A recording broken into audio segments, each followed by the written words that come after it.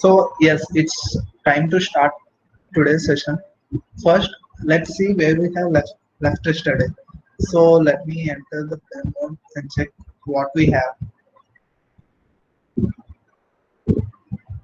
See, we have our bad and good objects, uh, which are coming randomly with different force and different torque, and there are perfect collisions also between them. So nice, and we have custom points or custom score for each of the objects. So today we are going to uh, program our game over, and before that we have left our particle system yesterday. We started our explosion particle. Let me continue from there. So for that, let's go to our target script. Here we want, see, whenever we click on some game object, they're just disappearing. We want to show some effect when they, as if they're exploding. So for that, we need a particle system, right? So let me declare that. So I'll be declare that as public particle system, and in this I'll be giving the name as explosion particle. Yes, this is the thing. So let's first see how to get this explosion particle. We want this to happen like as if a particular game object is exploding, right? So say if I click on this, just wait for another time. Yes, if I click on this and I pause that, see, this is the place where I have clicked. So uh, if we somehow place a particle system or like that, and see, we want a particle system to be placed at the position we click that. When it explodes, it must explode with a particle system. So for that, see, as I have done here, to get this particle system working, we need this in our hierarchy. Like we need a copy of this system in our hierarchy.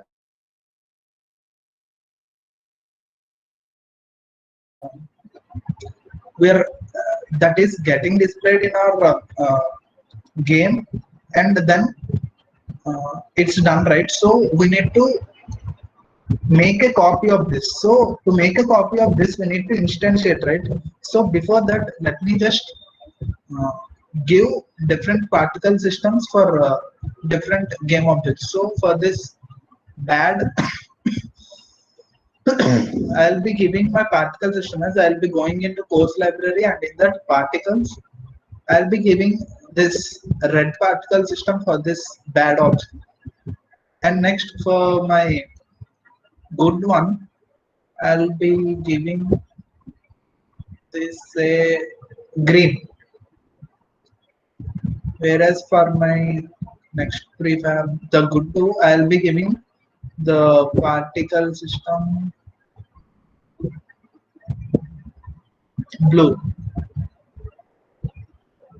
And for my last one, the good three, I'll be giving the particle system as, say, orange. So let me say this, and see, we just gave the reference to our particle system. So it's time for us to use it. To use that, as we have seen. See, when in game mode, when I'm creating a copy of this, say, take our, let me enter the play mode. Yes, we are in our play mode now. Let me create a copy of this explosion. When I leave that, see, we are able to see that. So if we somehow create a copy of this explosion, as we already have reference to that, if we create a copy to that and place it at the position where our good object is, so when we click, and this must be done when we click that. So when we click a particular good object, the good object will be destroyed according to our code, which is present in on mouse down. Yes, here in this particular uh, block, see when we click on that, we have our we are destroying our game object and we are updating the score. Here, if we instantiate our particle system and as it is automatically playing, so we need to instantiate at this particular position so that we'll be able to see as if the game object has exploded. So for that, let me use instantiate. And what I'll be instantiating, I'll be instantiating explosion particle, and where I want to instantiate, I want to instantiate this at the target position. So I can directly use as I can directly use transform.position, because this particular script, which is target script, is attached onto the target we need, like the game object we need. So transform.position directly gets access to its own transform. And I will leave rotation same as this explosion particle rotation. So explosion particle dot transform dot position, sorry, rotation. So here we are just initializing this, instantiating this explosion particle at our player position. When are we doing this? When we are destroying our game object. So this particle system will be played when we are destroying our game object. So let's check if it is working.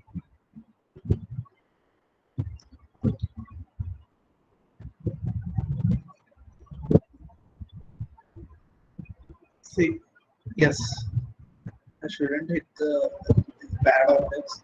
But see, everything has its own custom color which we have designed for that. It's pretty cool, right? So we have this one mode of game where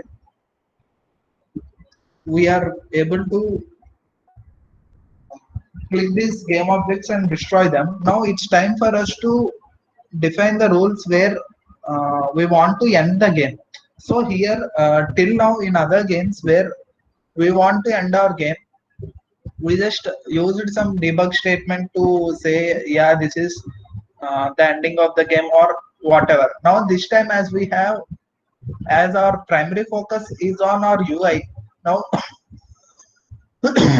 this time we'll be giving the game over dialog on the screen itself so that player can see, and also we'll be giving an option to restart the game.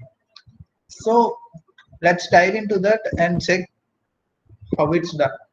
So coming to our canvas here, just expand that we, as of now, we have a score text. Now just right click on canvas and in that go to UI and select text mesh pro text. So see, now if I click that, this new text got created inside of canvas. So every UI element must be inside the canvas itself. So if we, I want to rename that to game over text, and let me see where it is. So if I see that it's inside our canvas almost at the center. So let me change few properties of it. Let me change the text to game over, and in here I'll be using the same font which I used here. We can change the font like clicking the select option here, and in this I'll be using the same font, the indie flower which we used earlier. And next I'll be making it bold and italic, and I want to increase the size of it, so let me make 16. And see, it's not visible in our game, right? So what I'll do is I'll just change the color so that it looks cool. And see, we have game over like that got wrapped, right? So here, let me change this wrapping to disable so that wherever it is, our text won't be wrapped up. And let me change this alignment a bit. So see, it's a bit better now, and I want to change my position also a bit. So let me select my move tool, and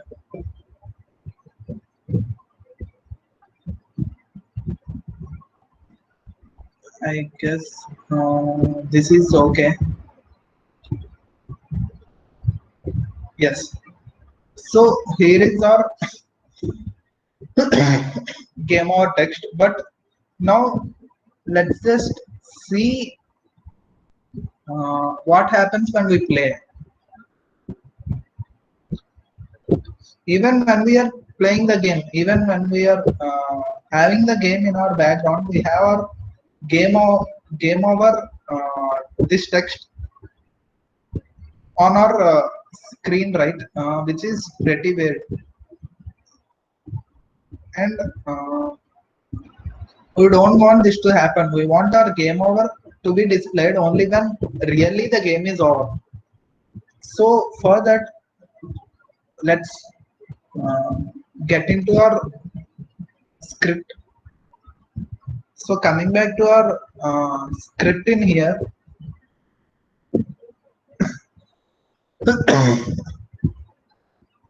let's just first check how to deal with this element in our script. So let's get to our game manager script, and in here let's create public text mesh pro UI similar to our score text.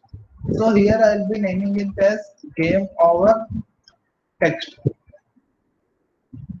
So I'll be using this game over text to activate and deactivate that. So see here, let me go to my game manager. See here, it's asking for game over text. So let me drag drop this particular thing in here.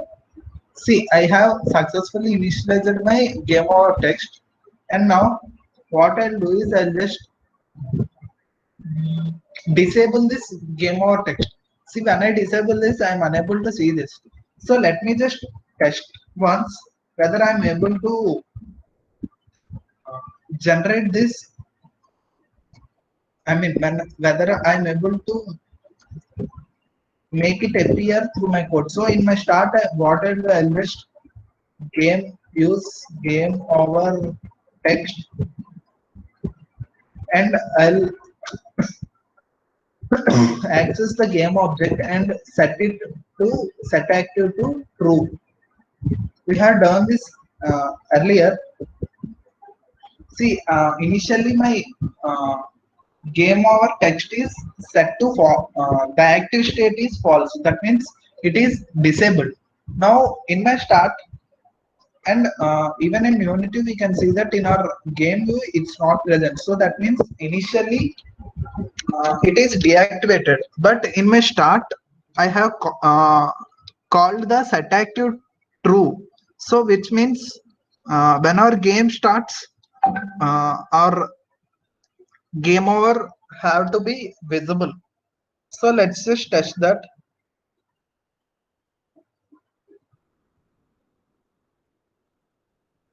See, we have our game over.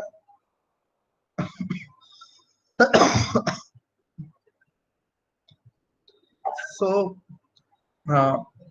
this is the case with our game over, but this is not the thing we wanted, right? We don't want our game over text to be here in the start. We want our game over text to be visible when the game is really over. So let's just cut this and make this look a bit better. Here I'll be creating a new method called public void game over, and in this particular method game over, I'll be doing this uh, job of making the game over text visible. So here, let me say this, and see this method we have made to so that we'll be able to call this whenever the game is over. So in our case, when is our game really over? So in our case, we can refer to like let me just go to my yes. See in here we are getting different objects, right? We can say the game is over whenever we are unable to click on a particular uh, good object, right? We have to leave the bad objects, and whenever if we are unable to click a good object and that passes through the sensor which we have in here, we can say we have not clicked a good object, right? So in that case we can end our game. So let me just show you.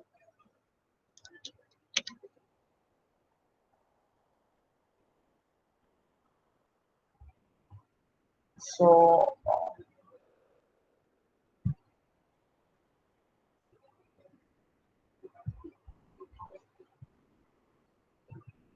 so this time I'll be not clicking a good object. See, I left a good object, and immediately as this is gone, or sorry, see in here,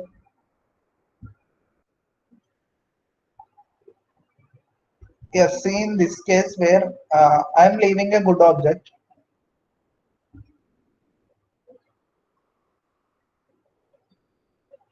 Here it is getting destroyed, right? When it is touching the sensor. In this case, I can say my game is over because I want my player to hit all my good objects, and I want my player to leave the bad objects. Hitting them is okay, but there are negative points for them. So uh, so I can check that in my on trigger enter, which I have used in my target target script. So here this is the case where we want our game over to happen. So we already have reference to our game manager script in here. So let me use this game manager script dot game over. So if I call this, let's check what happens.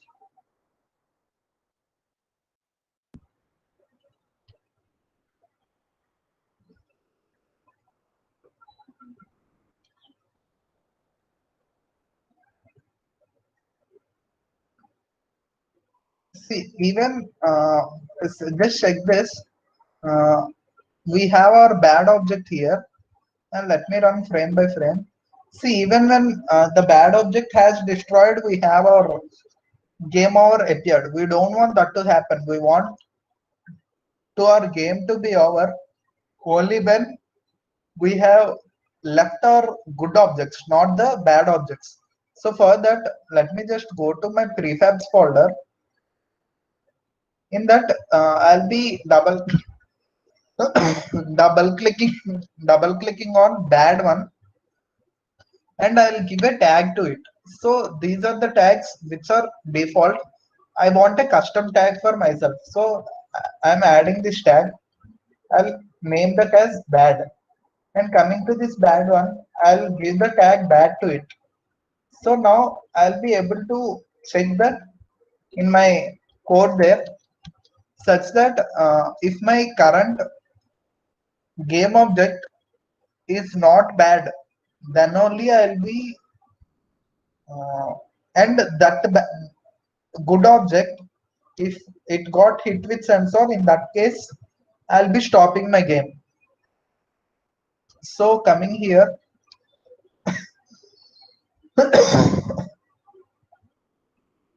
here I can write an if condition stating like if not of so first let's see game object dot uh, compare tag. So if I do this, this refers to bad objects, right? So if I give a exclamation here, which is a not operator, so if this is true, that means uh, if if it is really bad object, then this value will be true, right? And it will convert into false. Whereas if it is a good object, then this particular result will be false, and our exclamation will change false to true. So in that case, this if condition will be working only when our sensor hits good game, good objects. So I have pasted that here. So let me test that.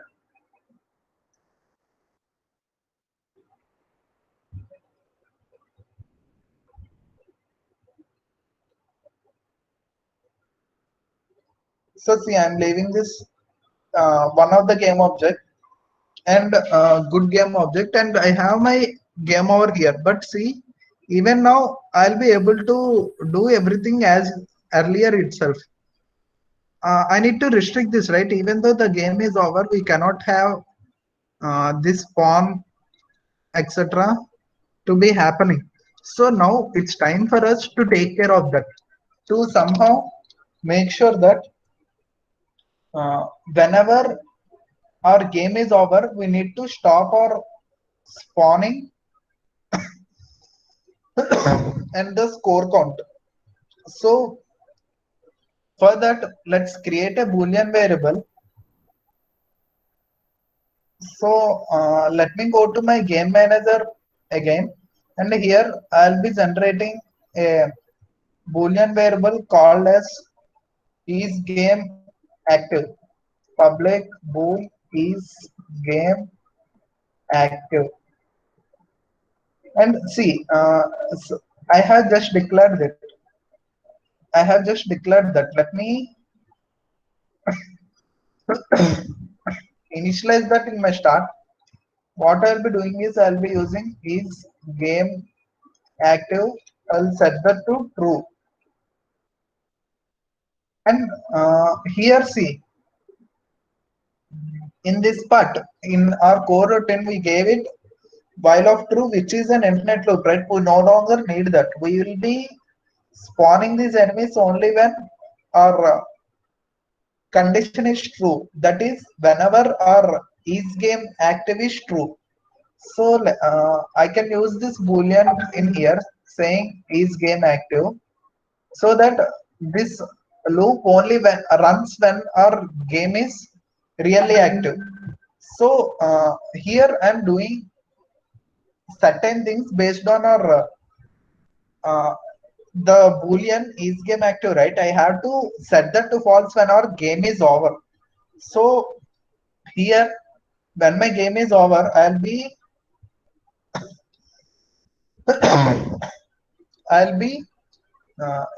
displaying my text here, and I will set this boolean is game active to false. So my is game active just tells me if my game is currently active or it's over. And coming to our target script, see, we have got this is game active just to stop spawning and just to make the player not able to click after our game is over, right? So this part, if is game active, and I can't use directly. I need, as I have already have reference to the game manager script, I can use that. In game manager script, I need is game active. So see here, I'm using the same boolean, but this particular boolean is present in another script. As I already have access to my game manager script, I'm able to use its public variables in here to make decisions on different things. So let me cut this and paste it. See, this is the thing.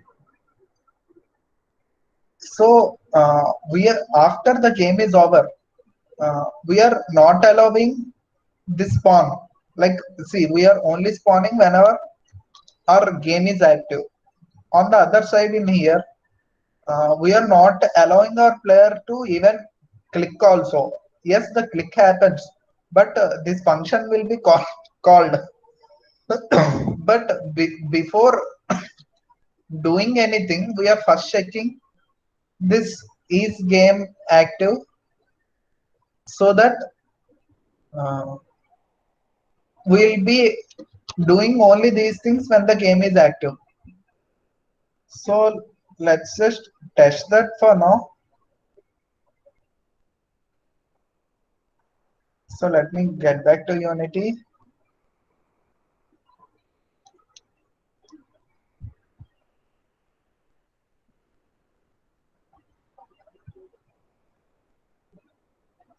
See, I don't have anything. Yes.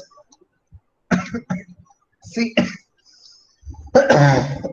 we have started our game, but we don't have anything. And see, even we don't have any errors too. This is the worst case in our development process. We'll be having no clue where we made some mistake. In this case, the first step is to check our code clearly. And like, say, uh, what's the thing that might have made this broken. See, in this, before it worked, right, in this gap I just have introduced is game active, and based on that I'm spawning my objects. So see here, this is okay, this coroutine is working fine. I can say that because of this, I'm setting to is active true, but I have made a mistake. See, when I declare this is game active will be defaulted to false. So in start, uh, before initializing this itself, so I have started this coroutine. So according to this coroutine, is game active is false. So that's why before using our variables itself, we need to initialize them. So my variable is game active. I'm using this in this coroutine, right? So let me initialize that in beforehand itself. So, so here uh, we have initialized our variable first. Then after starting this coroutine, now this particular while is true. So in this way, uh, we'll be able to spawn this. Let's just check that.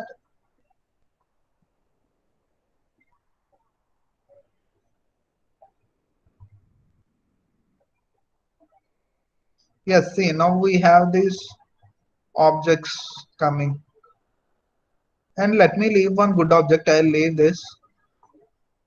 See, when our game is over, see, we have few of them, but if I try to click that will not be clickable just because of our on mouse down, it is checking the if condition, and later see, we stop the spawning also. That is because of the is game active boolean in our game manager. Instead of while true, we have used this is game active. And now it's time for us to uh, add the restart button. See, till now we worked with text, but this is the first time we are going to work with our button here. So coming here back to Unity, to this canvas, just right click and in UI select button text mesh pro. There is no much difference between button and button text mesh button text mesh pro. Button text mesh pro gives a button in which there is a text mesh pro text instead of normal text. That's the only difference. So in here, let me rename this as restart button.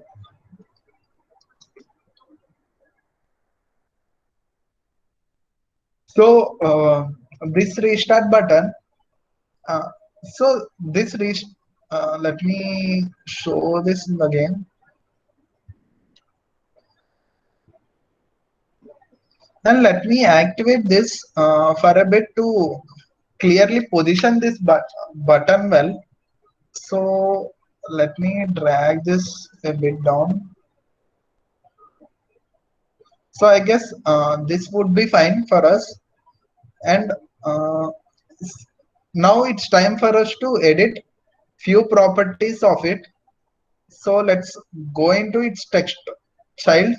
I'll rename this button here to restart. See my text change. Now I'll be changing my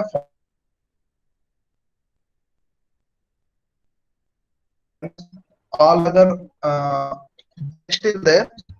And next thing, I can tweak any kind of uh, attributes it have or properties it have. Like I can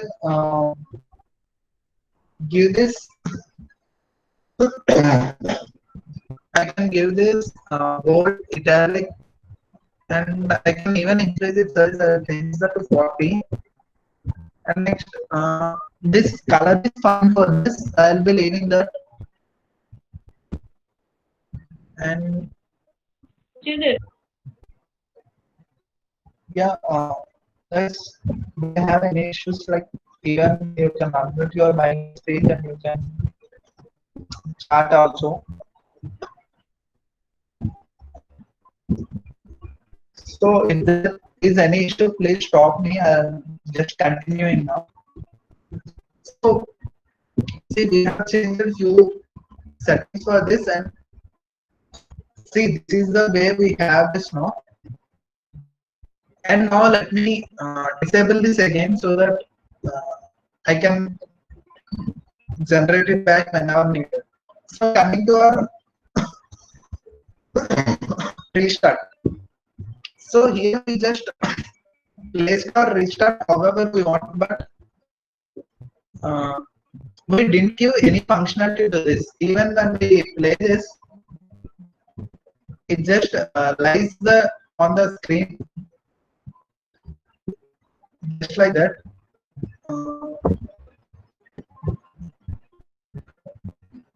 And no, doesn't have any use being there. Even I just click on it any number of times, there is no use at all. Now it's time for us to make our restart button work. So to do that, let's get into our game manager again. And this time, see, we need to deal with our scene management. So see, in build settings, we'll add scenes, right? So we have something called scene manager in Unity, which Unity has provided us to make things easier for us to work with. So and to work with this, we need to add this particular scene manager. So let's try using Unity engine dot scene management. And here I'll be creating a new method called restart game, and I'll be using this method later to do the same thing, restart the game. So restart game, and see, I'll be using my scene manager. So scene manager is the thing which keeps track of the current scene, all the scenes that we have in our build, etc., or in our game. So here I'll be using scene manager dot the method I'm going to use is load scene. So here I'll be load scene. Let's see what it does. Loads the scene by its name or index in build settings. So let's deal with the name. Let's see. We can even use this index in build settings. So when we see this build settings, and as we know, when we build, we'll add this open scene, and then And then we'll be building this, right? So there we can load scene based on two particular things. The first thing is using this particular name, which is prototype 5, or the second thing is we can use this build index. Let's go with the string mode first, and we know if there is any minor issue in here with irrespect in terms of naming, will not be able to load the scene.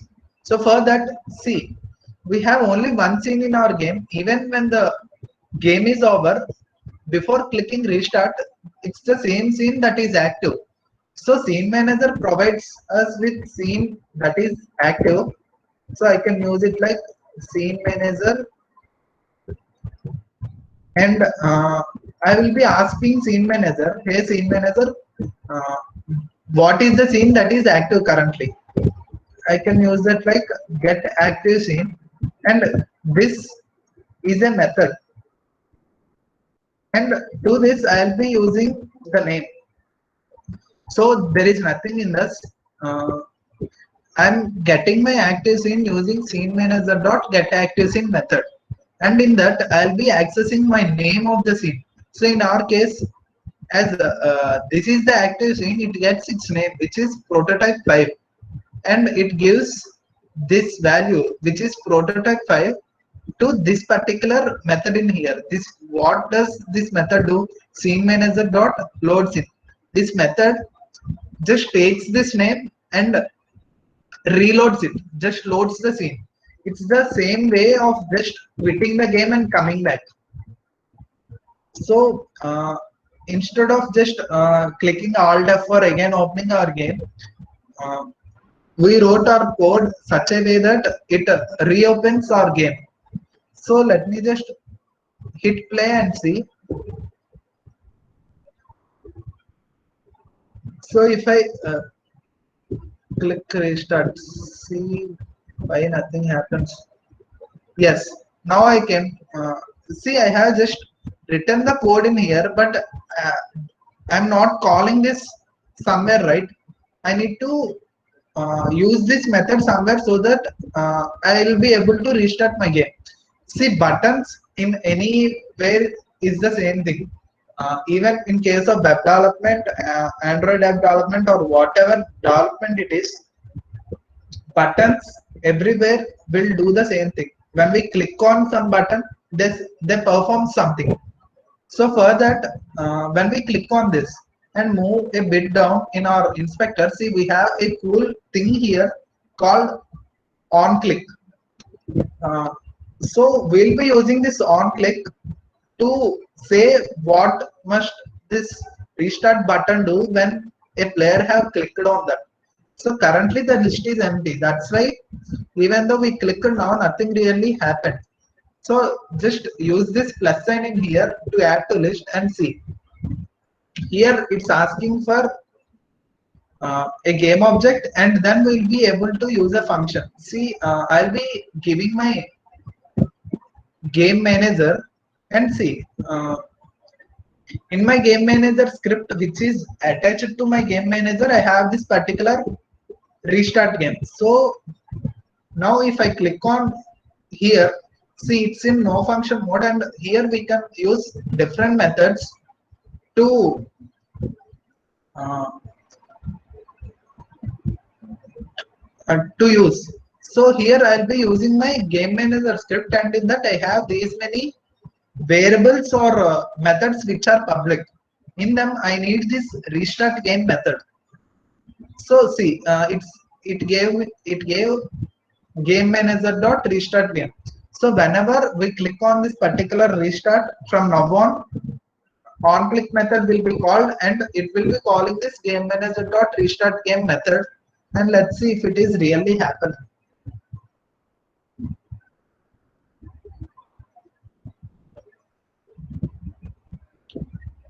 So now I'm unable to click anything because we implemented our game over in that manner.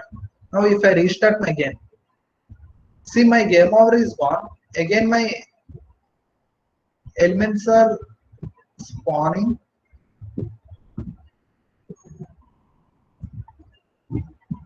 So yes, see, I have left a good object and now it's saying the game is over. See, we don't want our restart also to be present when our game is starting, right? So let's just fix that now. Here we want our restart button to be shown only when the game has over, similar to the game over text. So to deal with this, we need to know a new thing. So let's get to our game manager and see. Till now we worked with this TextMesh Pro text, but in our code uh, we really didn't work with our buttons. So to deal with buttons, we need to get the Unity's UI. So using Unity engine dot UI. So this one gives us a bunch of options related to our UI. And see, you might ask, so text is a UI element, right? But before, when we have dealt with our text, why haven't you used this Unity engine.ua? That's the reason.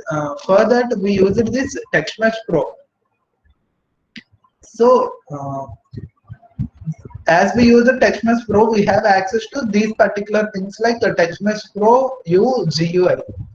So now it's time for me to create this button. So I'll be initially declaring this. So I'll declare this as public button restart button. So this particular method, which is the restart button,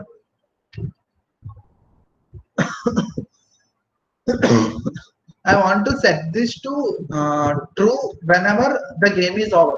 So first let me set this to false now. So in here I have this restart button and I'll be clicking the active state to false. So now it's deactivated. I want to activate this only when this restart button is the restart button should be appeared, that is in our game over. So coming in here, see here we have our game over method and it's the same time where I'll be using my restart button dot game object dot set active true. So let's just test this and see if it is working fine.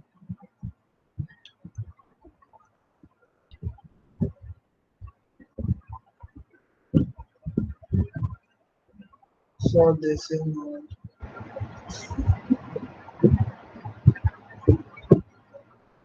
I'll leave this good game object. So now I don't have my restart. Let me see what happened. Yes, see, I forgot to initialize this. I have just declared this in here as a public button, restart button, but I haven't initialized this. See, these are the things play a great role in our game. So let me save this and test again.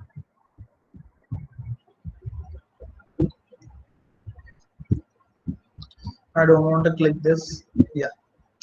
Now my game is over and I'm able to restart. See, those things that came after game over are already the objects which got created. So now we no longer have this spawn and we have nothing to click also. So now it's time to restart. And now see, we have the game again for us. Now again game over. Yes. So with this we have finished our third lesson where we have completely gave our player a game over message. Instead of normally dealing with debug statement, this time we have used our UI text to display that really the game is over, and we have used a button to restart our game. So now as a recap, we have seen different game states, that is running state, uh, stop state, etc. We have dealt with our buttons, and next we have seen on click events. So you in that button we have used the on click method to uh, give the list of things that must happen when a particular button is clicked. And next we have used the scene management library, Unity official library, and we have used our UI library too to use our button. And next we have used Boolean, that is game active, to control the game states. So coming to our final lesson in our prototype 5, in this we'll be adding a very cool feature where we'll be giving the option for our player to select the difficulty level. And this one, see, we have whenever we start our game, uh, the game is starting directly, and we have our game over, which is a stop to our game, and when we restart, our game is again starting. But this time, we'll be adding the starting part to our game. Like we'll have a starting title menu, and uh, with we'll be having three buttons as easy, medium, and hard, saying which difficulty is my player want to play. So in easy one, the player will have the spawn rate to be higher, so that there will be low number of there will be low number of objects, and as if the player selects hard, the time gap between different uh, objects will be less, so that the game will be hard enough. So this time, now let's first create our menu. So here I'll be just duplicating my game or text, and I'll rename that as title text, and I'll give a title to this game as clicky. Sorry, it's disabled, right? Clicky Ninja. Sorry.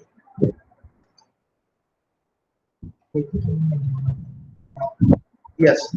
See, it have all the properties same as our game over. This time I'll be changing this uh, color to a bit more darker orange. So let me lay this like this. So I have this Clicky Ninja here, and now it's time for me to create different few other buttons.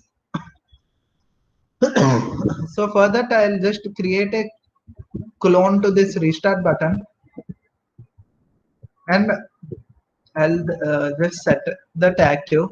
And see, I don't want this to be this much bigger. So first I'll remove this text, and yes, this text I'll say it as easy, and I'll decrease this size so that I can decrease the size of my button also. So coming back to this restart button, I'll name this as easy button. I'll name this as easy button.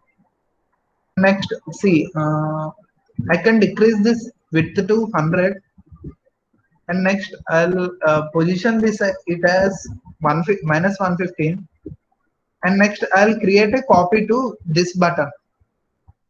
This time I'll rename this as easy button to medium. Yes, and I will rename the text also to be medium. And see, now we are able to see this medium here because we have these two buttons uh, over one another. So let me change the exposition to 0 for this. And now it's time for us to create another button which is hard. So these buttons which I'm creating now, later we'll be programming in such a way that these buttons will decide the gameplay.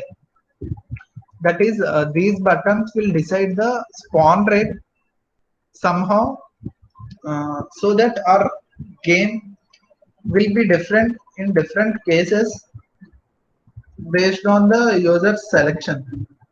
So now I can give this as plus 115 so that it will be symmetric. So now see, we have our whole title screen where we have this uh, title text, which is our game name, and not that name is my own.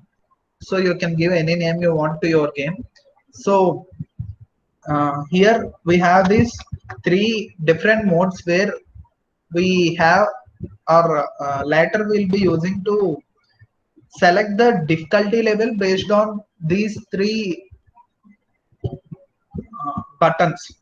So as of now, see, we we need to take care of few things when we make copies. In our case, see, we have made a copy of our restart button and made these buttons, right? See, even in this on click, they're doing the same thing here, which is not an intended thing. So let me click minus so that this list gets empty. It's the same thing with medium and same thing with hard also. So now this time, even if I click these particular uh, buttons also, there will be no use. Now let me create a new script, and I'll be using this particular script called difficulty button to set the difficulties. So here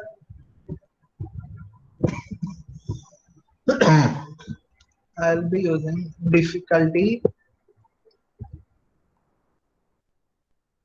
button. I'll be using this particular script, and see, I need to apply this on all these three. So let me select one, and holding shift I'll select the other two also. So here I'll be using add component.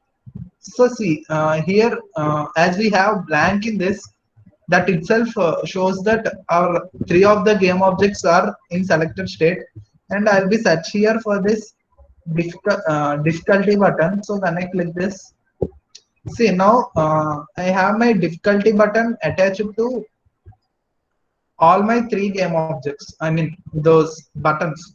So see, yes, we have this difficulty button to all these three, and now let's start writing a bit in our button here. So see, in our difficulty button, let's get reference to this particular button script so that we'll be able to program using this on click method in our through our code instead of just giving it like this. So these buttons will be working based on listeners. Like each button will have a listener. When we implement, we need to add a listener so that when we click on something like on click, we'll be adding a listener so that that listener will be performing a particular task we'll be giving to it. So first, let me uh, use this. I need the reference to my button, right? So I need something like private button. And see, I'm not able to get this button. That is because I have to include my Unity engine UI to have access to that. So if I add this library in here, I can now access this button. and I'll name this button as button itself. So this is just my variable name, and I will initialize this with the button thing here. So I'll be using, right,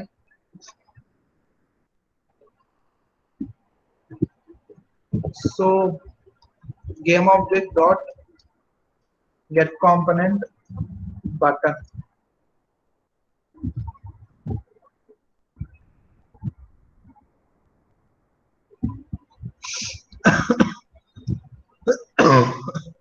So see here, what's happening here. Here we have created these three buttons and added the difficulty button script, right? So in each in the start we are using the get component method. So here we'll be having this button script access. uh, in terms of this button, we need not use this game object. We can directly use get component, as this script got attached to the same button, right? So here, same way we deal earlier with our rigid body or such case, where if the script and the component is on the same game object, we can directly use the get component method. So coming to the next thing, here now we want to set our difficulty based on our button selected, but to do that we need to know which button are we clicking, right? So first let's find a way. See, we have this particular script attached to all these buttons. So easy, medium, hard, we have the same script attached. But now when we click on any button, we need to know, yes, I'm clicking on easy, or yes, my player has clicked on hard button. To know this, let me do a small thing. I'll be using a method here.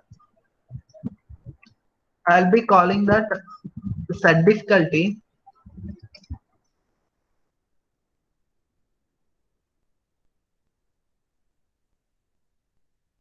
And see, as I didn't give any access modifier here, this will be private in default. And private method can be used all over in this class anywhere we wanted, like in this particular block.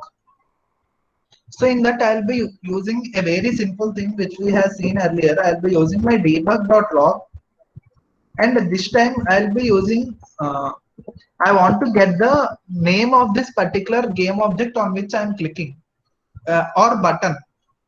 So game object dot name. If I use this, and I'll use the concatenation which we have seen earlier.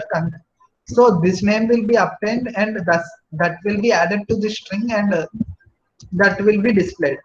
So here I'll be give it as I got the name, and I'll say this name button was clicked.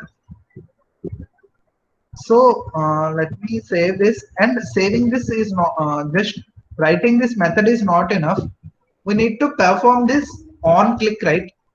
As I said, these buttons will be working based on listeners.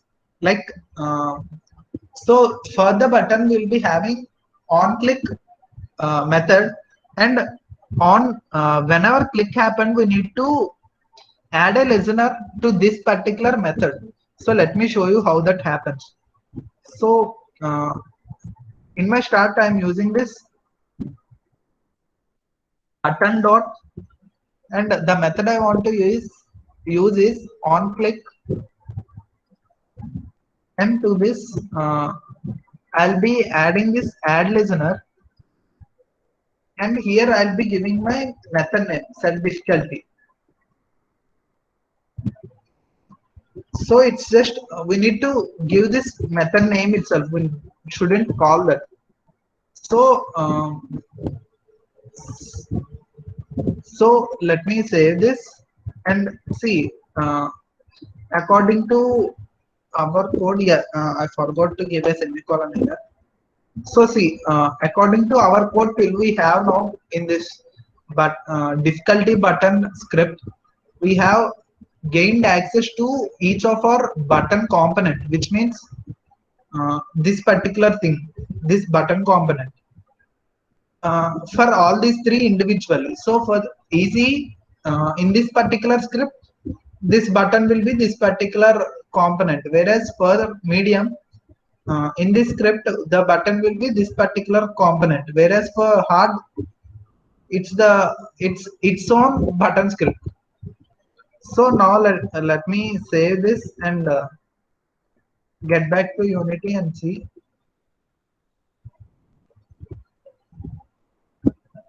So now I'll get messages, right? So what I'll be doing is I'll be opening my console and I'll be placing that here so that I'll be able to see my messages when I click.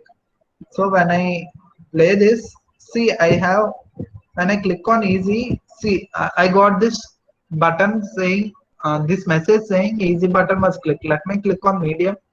Yes, I got another one saying medium button was clicked. When I click on hard, yes, it's working, right? We have this, what do we say? We have these buttons, and based on their name, we are able to know on which particular button is my player clicked at a current point of time. So I have clear differentiation between different buttons I have in my game. So now I'll be, so see here, even though we have these buttons here, whenever we start our game, the game is automatically starting, right? We don't want that to happen. We want to start our game only when the player press one of these buttons. So let's think about the difficulty later. Let's think about the easy, medium, hard things later. First of all, uh, our game must not be starting immediately when we open the game, right? We want the player to select this particular easy, medium, or hard, and based on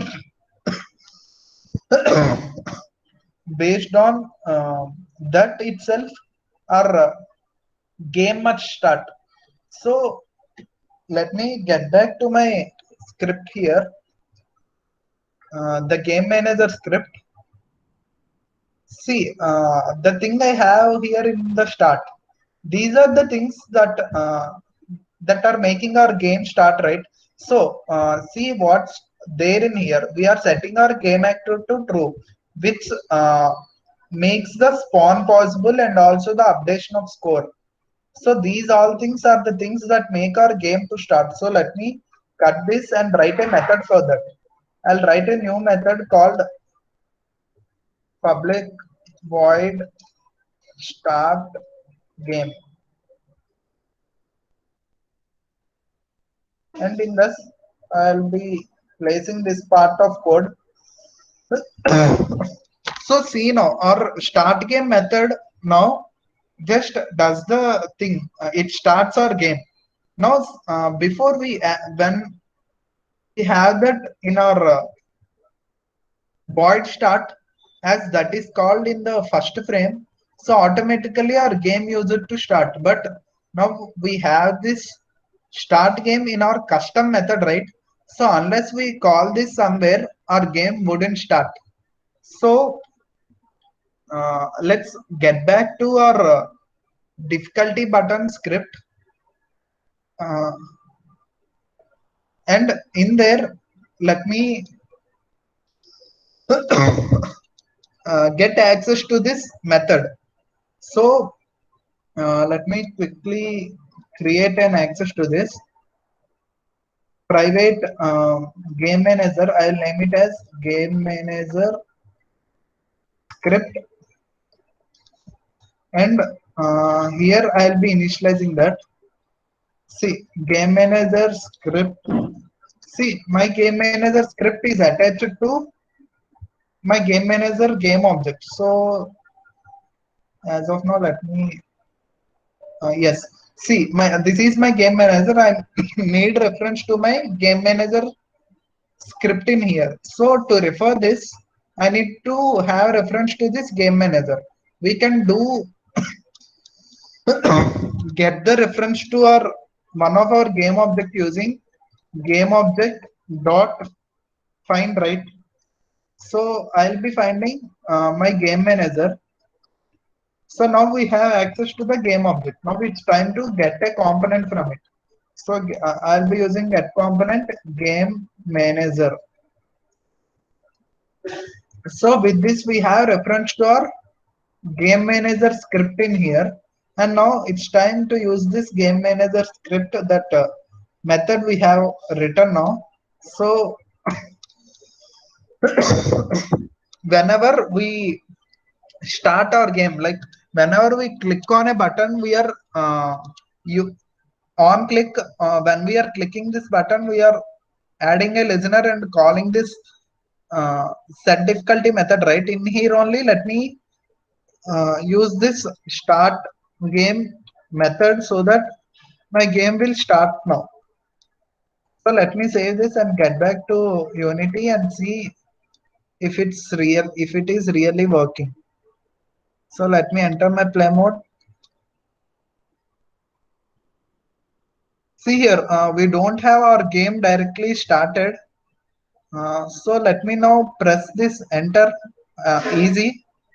See, now we are able to get our uh, different game objects. And let me leave a good object. See, now we have our game over, but see this weird thing where our title screen doesn't go, like doesn't get deactivated when our game starts. So let's do that now. So here, what should we do? See, whenever our game starts, we need to set all these things to false. See, when I set the selected things to false, they're gone, right? This is the thing we want to be happened when our game has started. But I'm lazy enough that I don't want to set all these four things uh, individually to false or to true whenever needed. So I'll be creating an empty game object and I'll name that as title uh, title screen.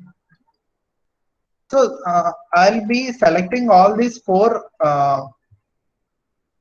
UI elements, the title text and the three buttons. I'll be giving them as a slide to this title screen. So see now, I have this single title screen in which all these four elements present, and now if I just deactivate this particular game object, and just like that all my title elements has gone, and when I reactivate this I have all my things present. So this is a very handy way of making a bunch of elements into a group which are similar, and use that to use that to activate or deactivate or do whatever things we can do on this particular game object. So now we have our single title screen which we can uh, activate or deactivate based on our interest.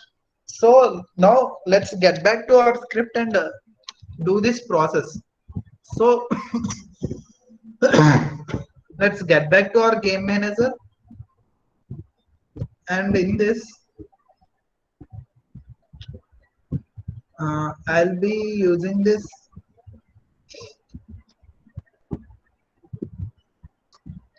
here. I'll be giving public game object, and I'll use the name as title screen.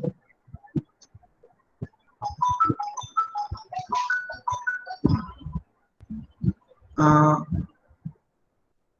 so I have declared this. Now let me initialize this in here.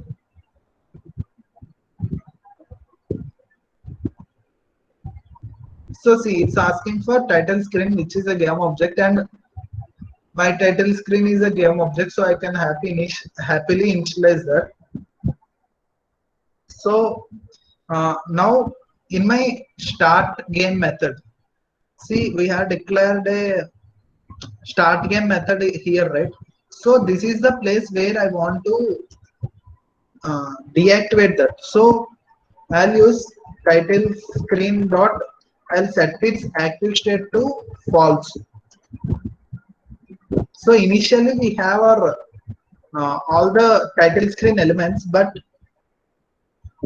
whenever we are starting our game, we are setting that to false here, so that they'll be disappeared. So let us see what will happen. So let me just play this. And now see, when we are in our game mode, our game didn't actually start. We are waiting for our player to select this particular difficulty mode. Let me go with easy. So now see, immediately our game has game title menu has gone, and whenever we lost one of our good game object, uh, one of our good game object that has uh, so our game is over and we have this game over, and when we click restart, see we came back to our menu, main menu. So this is pretty cool, right? Now again, it's our, so we have made everything cleaner, but still we have an issue. See, this easy and hard, both the games will be similar. We didn't do anything as of now to just give any change in difficulty.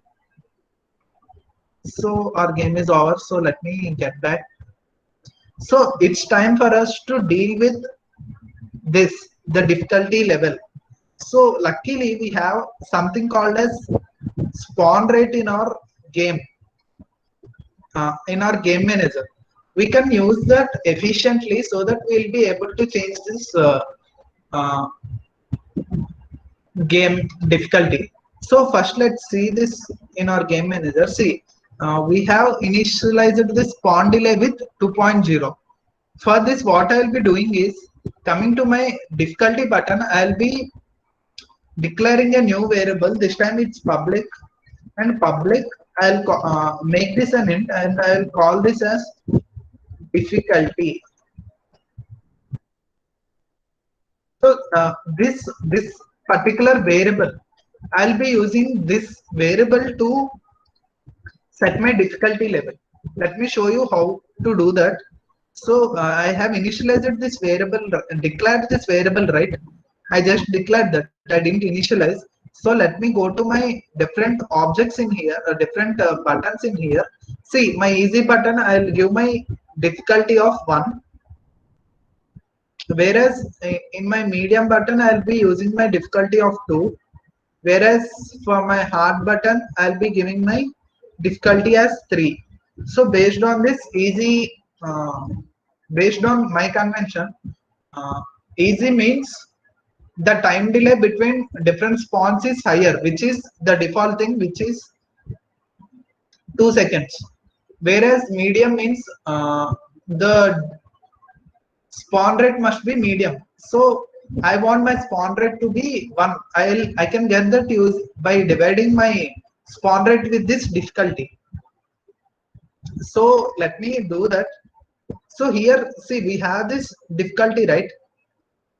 Let's change this start game method somehow so that we'll be able to set difficulty when we are starting the game itself.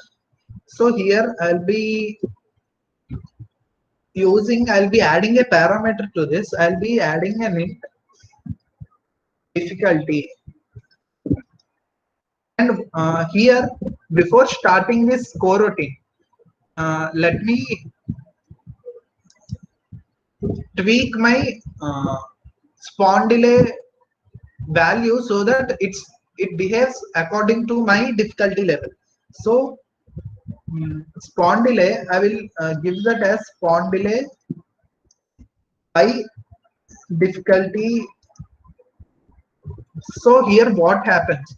Say when our spawn delay is 1.2.0, and in case of easy, the value will be 2.0 by 1, which is 2.0. So my spawn delay will be 2.0 seconds itself.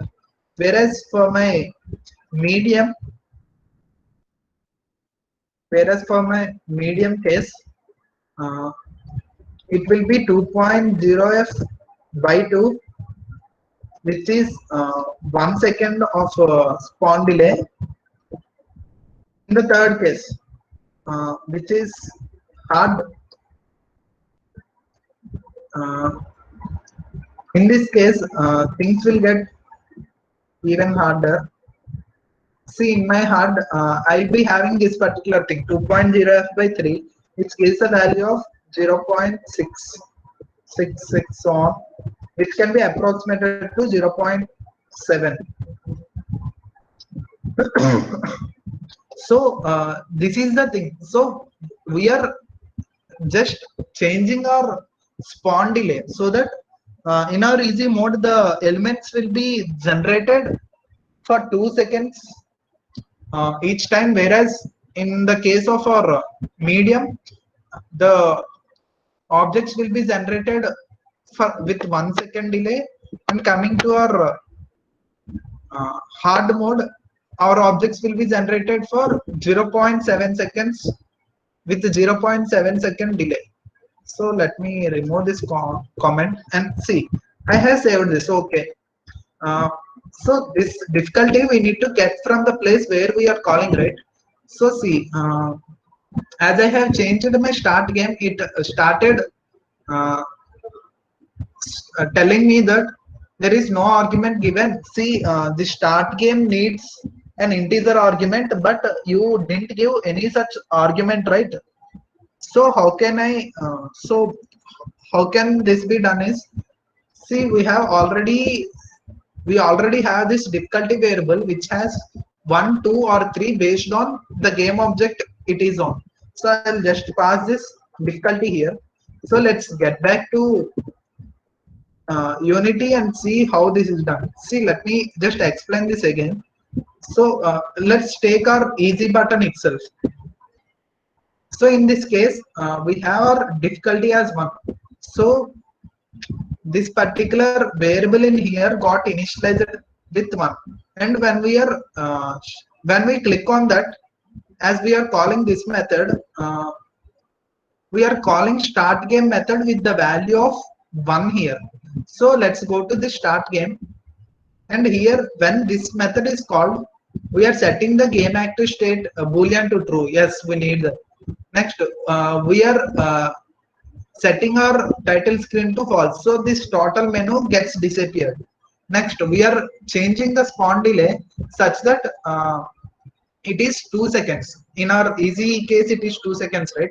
So we are doing the same thing. We are spawning until the game is game active false, is false. Until that, we are spawning using this coroutine, and we have called this update score 0 just to make sure that we initialize the score thing to 0. That's the thing. So let's get back and test this.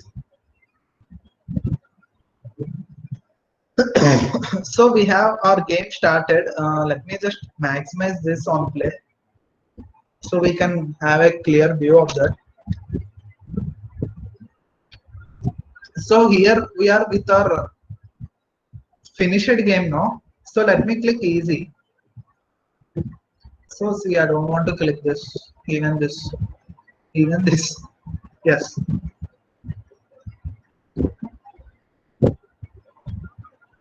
See, I have my game implemented well, and now let me leave this one good object. See, my game is over, and now when I restart this, now I'll be playing in medium. Just check the difference. See, it's far. Yeah. Now I guess that hard mode will be very hard. Let me just try this. See, it's guys, I'm using trackpad, so it's a bit hard. I guess with a good mouse, even the hard mode can be played well. So we finished our lesson 5 also. Let me take the build first.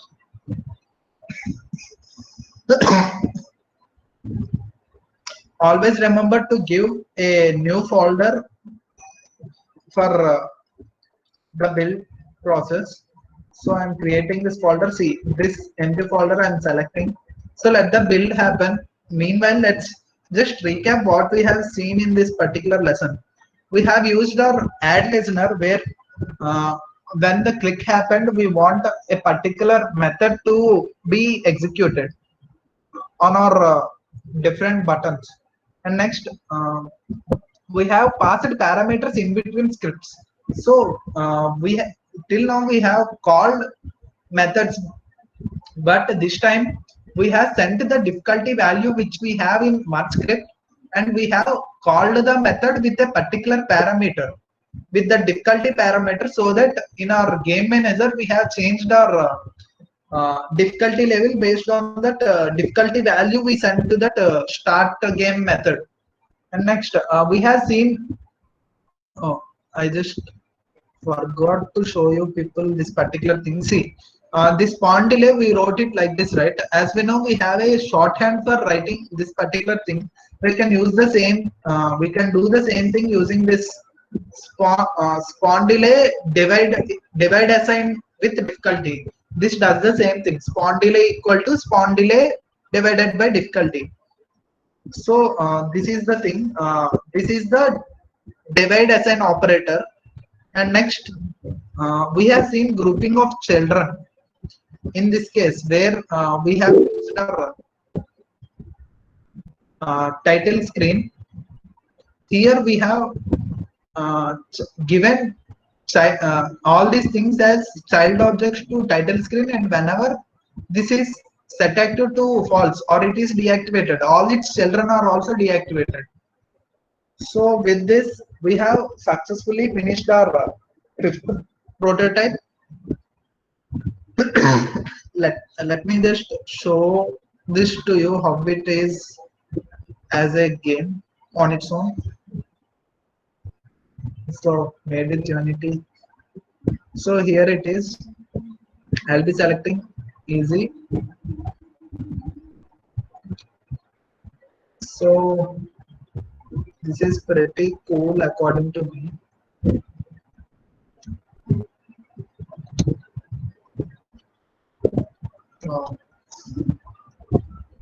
So easy mode is okay.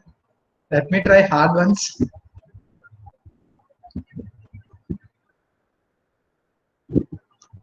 Yeah, it's really hard. So this is the thing. We have our game, and that's it. So see, with this prototype 5, we have made a complete game end to end, where our player need not to quit game and reopen if they want to replay that.